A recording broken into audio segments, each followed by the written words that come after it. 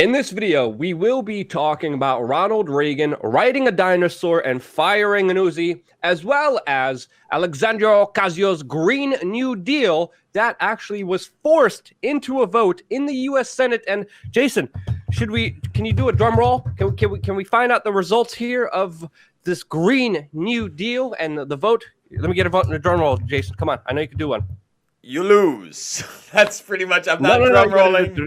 Then you lose. 57-0. I could use some support here, Jason. 57-0 was the official vote in the Senate. Now, of course, there's a lot of things to unpack here, especially politically, the tricks that were done here, because again, it's all about perception. It's all about how people perceive you. And there was a lot of gerrymandering here, to say the least, Jason. But we're also going to talk about that. And of course, the reaction that Alexandria Cortez is responding to with, of course, U.S. Senator Mike Lee, that had some very interesting PowerPoint presentations and images to present with this argument. But Jason, you want to break down what happened here politically, because this is more than just 57 U.S. senators saying no to the Green New Deal, which again, we've been obsessively hearing about in our discourse for the past few weeks. So this bill, which is absolutely ludicrous, and we'll get into some of that. We'll actually show you some of the things that are just complete imagination land. But this bill had no teeth, had no real legislative power. So Mitch McConnell, who's a Republican, was trying to move it to the floor to kind of get this thing over and done with, right? In order for this to get to a legislative process, Luke, you would have needed 60 yay votes. Well, problem is that only 47 Democrats showed up. So there was an impossibility of getting those 60 yays, and I don't think they would have all voted.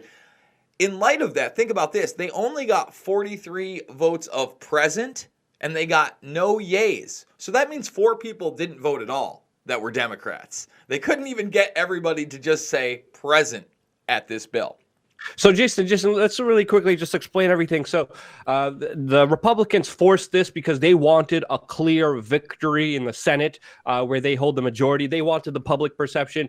Alexandria Ocasio-Cortez said, no, don't vote for yes for this. Vote present so it doesn't look, so the actual numbers don't come out here. What would the numbers actually be if the senators who voted present would vote yes for it? So if you look at this vote with 57 nays and 0, again, 0 yays, you have 43 presents. Well, that tells you if you have 47 Democrats that 4 people in the Democratic Party at least would vote no on this if it were to go. So, and Jason, it's also important to kind of point out here, the thing is still being debated. The Democrats want more time to take things in, take things out, and to kind of make this thing something more digestible for the American public, because as it is right now, it's absolutely absurd. It's absolutely insane. I mean, even major unions, we have the AFL-CIO denouncing the Green New Deal with how horrible it's going to be. And exactly, it doesn't do anything. It's exactly the ploy that we've been calling out here for a while. It's not about helping the environment. It's not about helping downtrodden people. It's all about government control and manipulation. So again, the numbers are still unclear, but we're having gerrymandering on both sides here, manipulation just for the pure optics. That's kind of my take on it. What's yours, Jason? No, yeah, again, when you talk about this, she's grandstanding and now saying, well, why aren't we having hearings at the Senate GOP on climate change? Why isn't this about climate change? Well, I'll tell you why it's not about climate change, because in your bill, and this is a part of it, they actually go into, whereas climate change, pollution, and environmental destruction have exacerbated are you ready? Climate change has exacerbated systematic racial, regional, social, environmental, and economic injustices, okay, by disproportionately affecting indigenous peoples, communities of color, migrant communities, deindustrialized communities, depopulated rural communities, the poor, low-income workers, women, the elderly, the unhoused, people with disabilities, and youth. And we're going to fix all that, Luke. So 80% of the population, now we're taking 50 because that's women, and then I would say you'd got to have another 30 that fit into that. Most people that survive, Luke, they become elderly.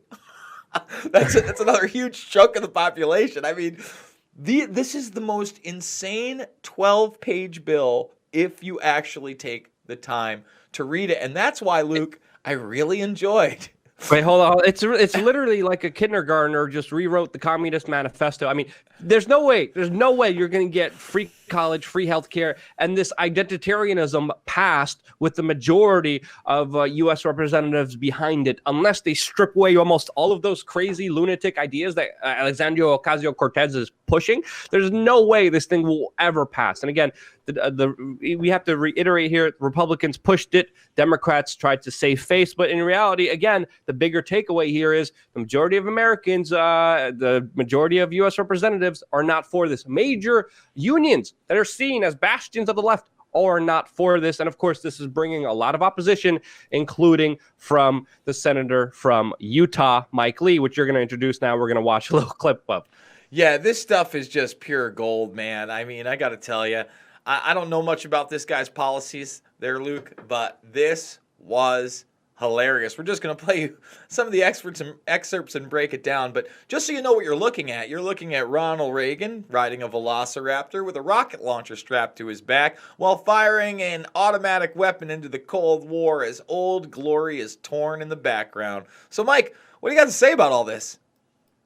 The Cold War, as we all know, was won without firing a shot. But that quibble actually serves our purposes here today, Mr. President, because this image has as much to do with overcoming communism in the 20th century as the Green New Deal has to do with overcoming climate change in the 21st. The aspirations of the proposal have been called radical. They've been called extreme. But mostly, they're ridiculous. There isn't a single serious idea here, not one. To illustrate, let me highlight two of the most prominent goals produced by the plan's authors. Goal number one, the Green New Deal calls essentially for the elimination of airplanes. Now, this might seem merely ambitious for politicians who represent the densely populated northeastern United States.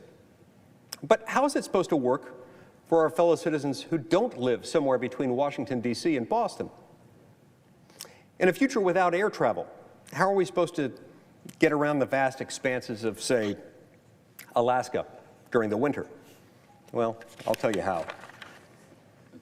Tauntauns, Mr. President.